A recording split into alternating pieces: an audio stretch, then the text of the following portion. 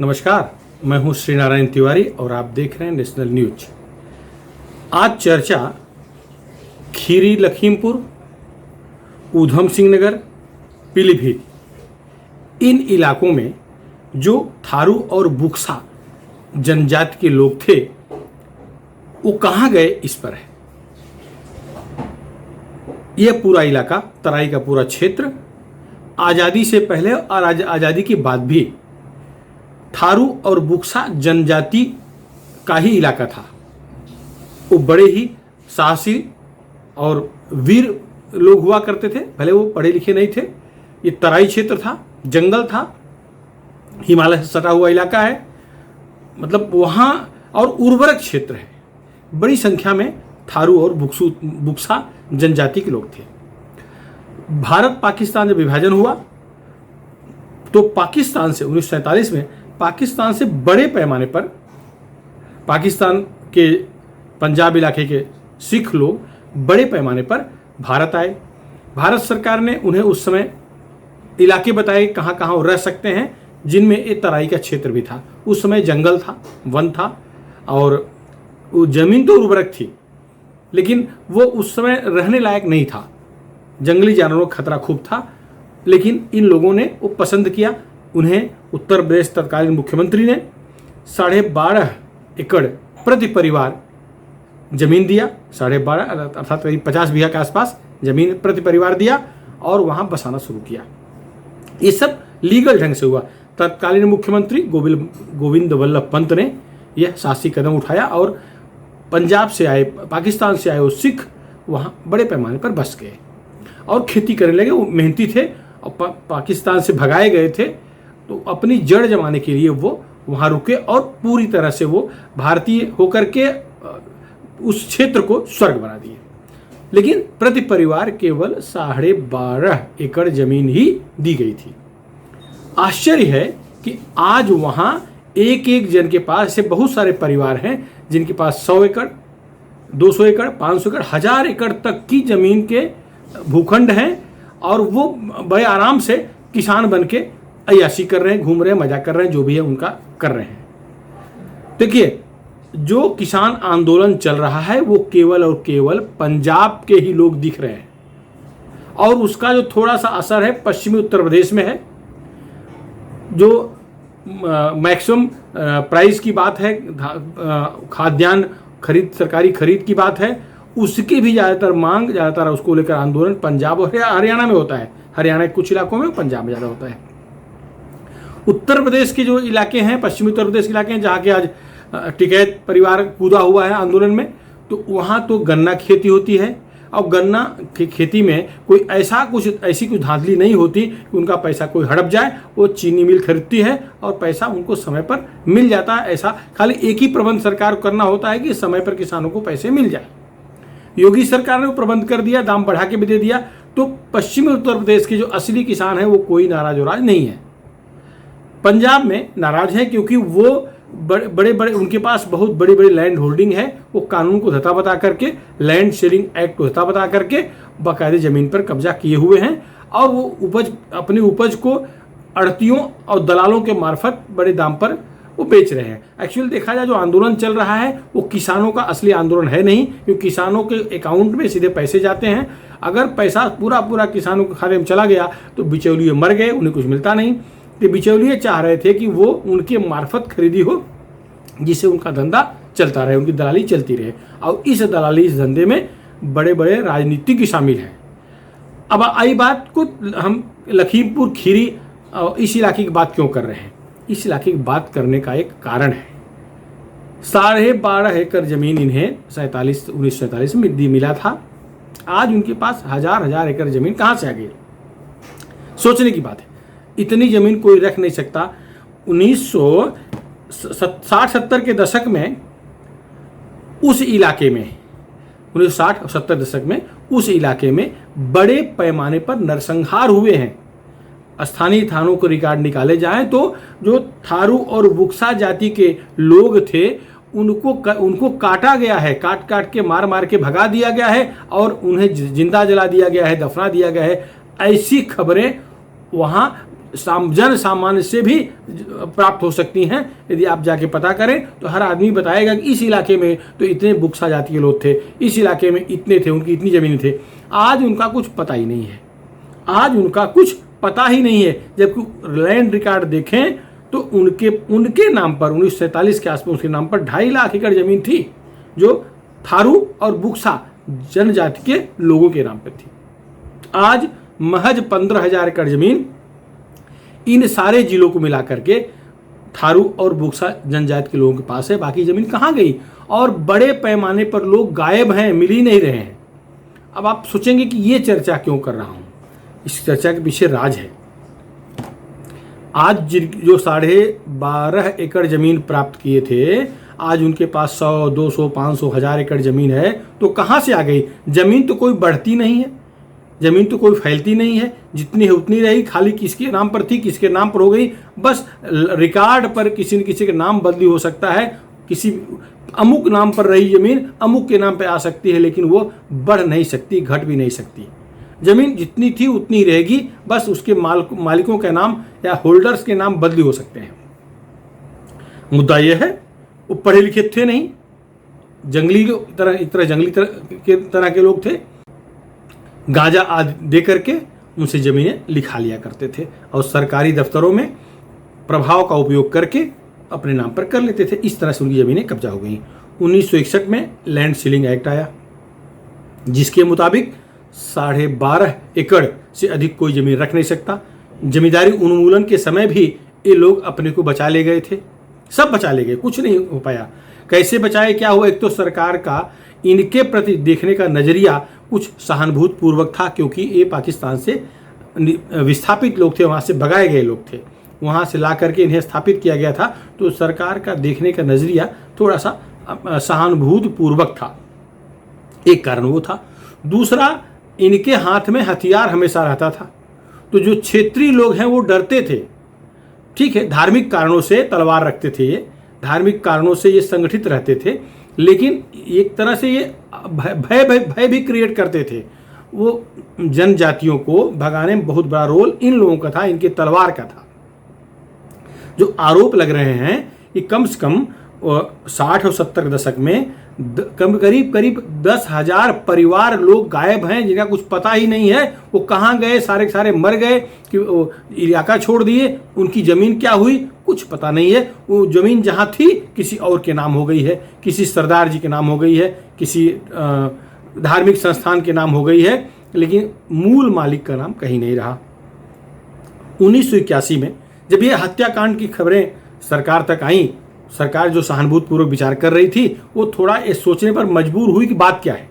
जब पता किया गया तो मालूम पड़ा कि पुलिस प्रशासन मिला हुआ है, राजस्व विभाग भी उनसे मिला हुआ है, सब लैंड माफिया उनसे मिले हुए हैं, नेता मिले हुए हैं, मतलब कोई कुछ करने की स्थिति में नहीं है। तो 1981 में एक कानून बना कि कोई भी जनजाति की ज़मीन को अन्य नहीं खरीद सकता, जनजाति के अलावा अन्य कोई उनकी ज़मीन को नहीं खरीद सकता। वो कानून तो बन गया।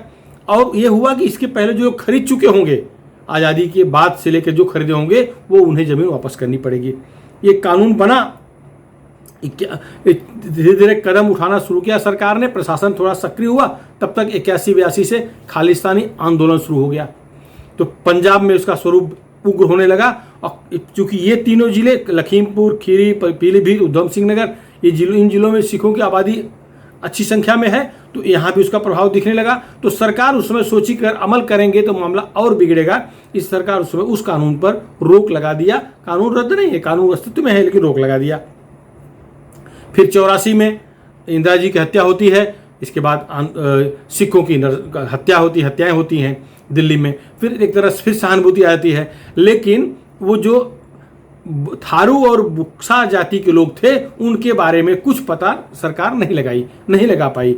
कभी इनसे सहानुभूति बढ़ती थी तो कभी नफरत होता था। जब कहानियाँ सुनते थे, प्रशासन कान तक बात आए कि इस तरह से मार डाले, काट डाले, जला दिए, कब्जा कर लिए, तो थोड़ा गुस्सा आता था। लेकिन फिर जब सोचते थे कि पाकिस्तान से बेचारे हटाए गए, भगाए गए लोग हैं, थोड़ी सहानुभूति होती थी। लेकिन जिस तरह गुंडई होती थी उससे किसी के मन में सहानुभूति अस्थायी रूप से नहीं रहती थी, ये सच है।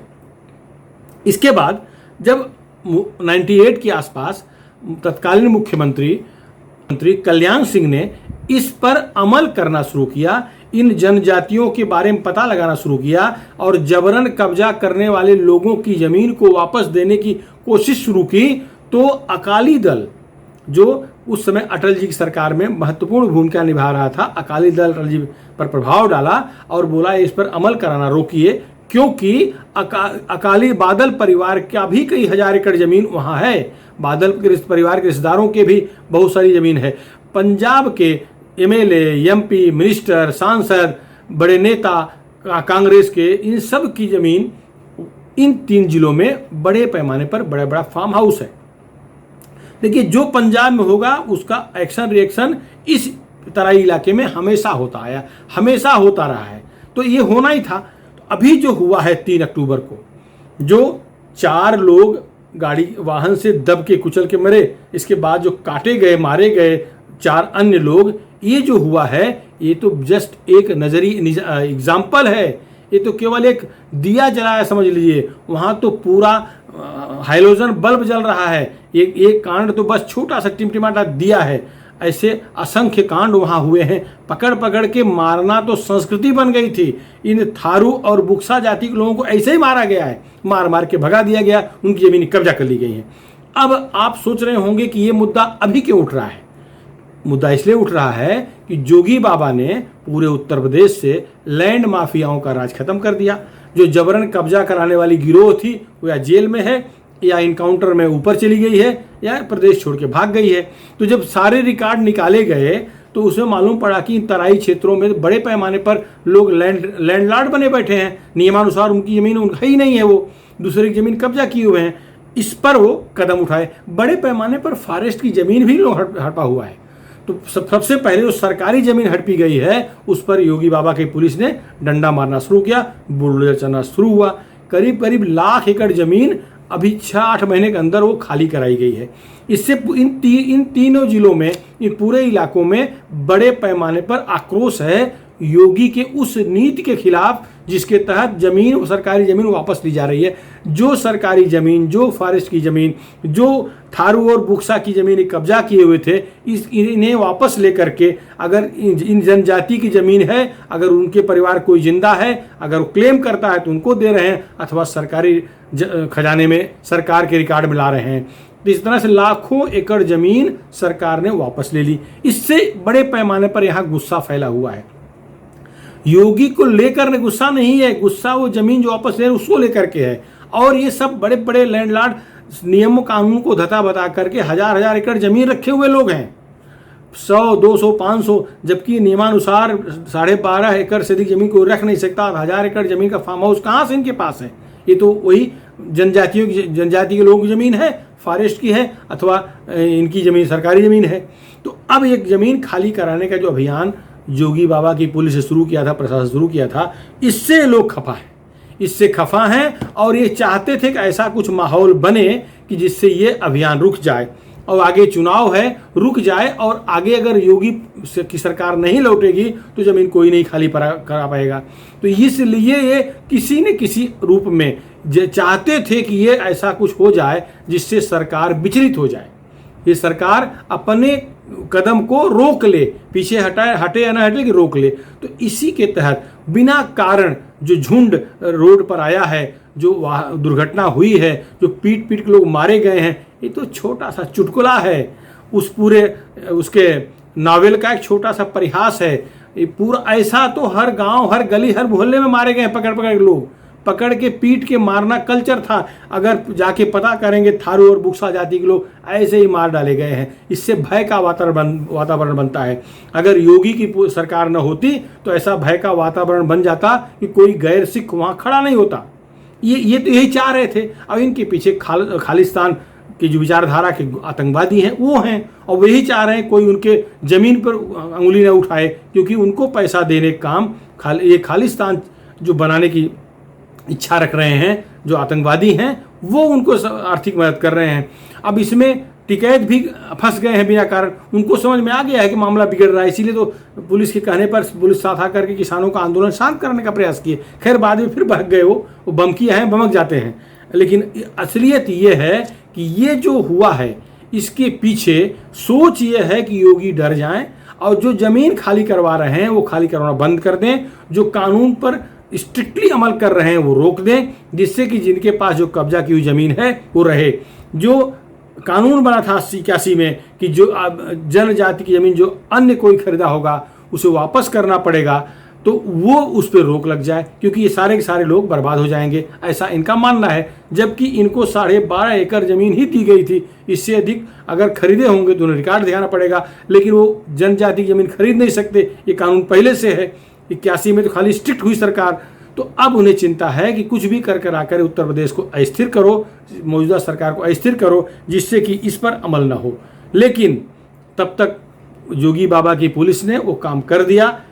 आंदोलन तो जो जिनके घर के लोग मरे हैं या जो पीड़ित हैं उनके निगाह में तो आंदोलन बकवास है, वो नहीं चाहते कि आंदोलन हो। जो चले गए थे मृत हो गए अथवा घायल हो गए हैं, वो जो घायल हो गए वो पछता रहे हैं, क्योंकि झगड़े कोई कारण नहीं था। जिस तरह से उस दिन हादसा हुआ है, उसके बाद जो दंगा हुआ है वो कोई आवश्यक नहीं था, वो टाला जा सकता था। ये वो लोग भी कह रहे हैं जो बचे हैं, जो घायल हैं, जो आज हैं, लेकिन जो उनको प्रेरित करने वाले भड़काने वाले लोग हैं वो मजा ले रहे हैं, वो चाह रहे हैं कि इसको और थोड़ा भड़काया जाए, जिससे कि उत्तर प्रदेश सरकार डर जाए और ऐसा कोई कदम न उठाए जिससे उनकी ज़मीन वापस हो। ये असली कारण है, ये असली कारण है उस दिन का, उस हादसे का, 3 अक्टूबर का। बाकी तो पंजाब में जो आंदोलन चल रहा है, जो दिल्ली में चल रहा है, वो चल ही रहा है। लेकिन अभी तक लाल किला पर घुस करके जो तिरंगा अपमान किए थे, वह भी वहाँ भी उनको ऐसा कुछ करना था जिससे कि पुलिस फायरिंग करे।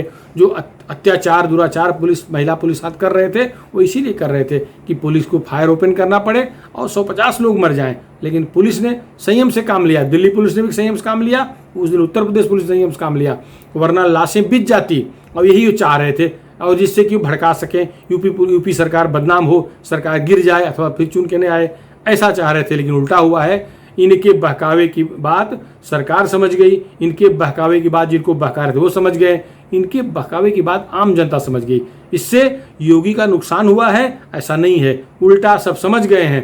इनकी रणनीति समझ में आ गई है, इनकी कुचाल समझ में आ गई है। इससे राजनीतिक रूप से योगी कमजोर नहीं हुए हैं, मजबूत हुए हैं। फिलहाल इस मुद्दे पर इतना ही। आपको हमारा वीडियो कैसा लगा? यदि पसंद आया हो इसे शेयर करिएगा। और हाँ, एक अनुरोध है, यदि अभी तक आप हमारे news channel national news channel को सब्सक्राइब न किए हों तो सब्सक्राइब और कर लें, सब्सक्राइब जरूर कर लें, जिससे कि हमारा जो भी वीडियो हम पोस्ट करें वो आप तक पहुंच सके। धन्यवाद।